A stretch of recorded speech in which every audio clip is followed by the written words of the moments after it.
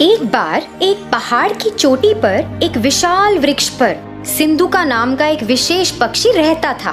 पक्षी की खासियत यह थी कि जब उसकी बूंद धरती पर गिरती थी तो वे शुद्ध सोने में बदल जाती थी।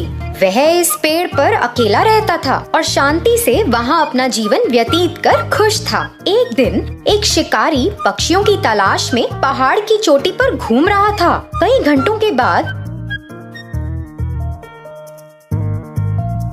जब वह किसी पक्षी को पकड़ने में सक्षम नहीं था, तो उसने विशाल पेड़ के नीचे कुछ देर आराम करने का फैसला किया, जिस पर सिंधुका रहता था। बस जब शिकारी सोने लगा ही था, तो पक्षी ने अचानक पेड़ के ऊपर से अपनी बूंद को गिरा दिया, जो धरती पर गिरते ही सोने में बदल गई। शिकारी के चेहरे के ठीक बगल में सोने का टुकड़ा गिरा और जब उसने देखा तो उसने चिड़िया की ओर देखा। फिर से एक और टुकड़ा गिर गया और इस बार शिकारी ने जमीन पर इसे सोने में बदलते देखा। इस सब ने शिकारी को बहुत हैरान कर दिया था। शिकारी सोचने लगा, मैं कई वर्षों से पक्षियों को पकड़ रहा हूँ, लेकिन कभी भी ऐसा पक्षी नहीं देखा या यहाँ तक कि ऐसे पक्षी के बारे में सुना भी नहीं जिनकी बूंद सोने में बदल जाती है। यह निश्चित रूप से एक विशेष पक्षी है जिसे मुझे पकड़ना है। दुख की बात ये थी कि जब शिकारी ने ऐसा सोचा तो सिंधुका को उसके बारे में पता नहीं था। वह अपने पेड़ पर आराम कर रहा था और शिकारी योजना बना रहा था।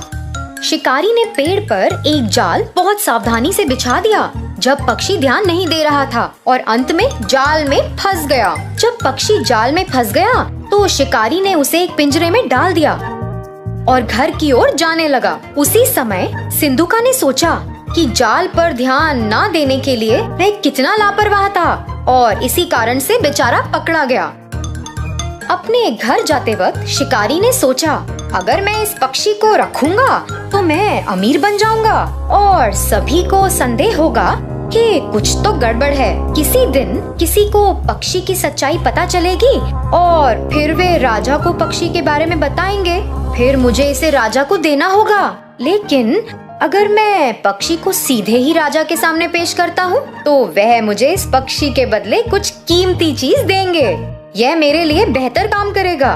मैं अपना शेष जीवन राजा की दी गई वस्तु के सहारे जी सकता हूँ। योजना के अनुसार वह सीधे राजा के महल में गया और राजा को सारी बात बताई।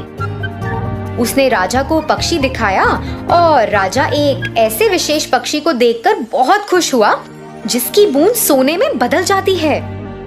उसने अपने नौकर को बुलाया, इस पक्षी की उचित देखभाल करो, उसे एक शानदार पिंजरे में रखो और उसे भरपूर भोजन और पानी दो। सुनिश्चित करें कि वह दूर नहीं हो। वह महल का शाही पक्षी होगा और अपनी बूंदों से मुझे कई दौलत देगा। अचानक राजा के मंत्रियों में से एक राजा के पास पहुंचा। राजा जी, एक पक्षी की बूंदें सोने में कैसे बदल सकती हैं? ये तो असंभव है। आप इस राह चलते शिकारी पर कैसे भरोसा कर सकते हैं जिसे कोई ज्ञान नहीं है? मैं आपसे अनुरोध करता हूँ कि आप पिंजरे को खोलें और पक्षी को दूर जाने दें और इस शिकारी को ऐसी झूठी जानकारी देने के लिए दंडित करें। राजा ने अपने विश्वसनीय और बुद्धिमान मंत्री के शब्दों पर विचार किया और यह सच था।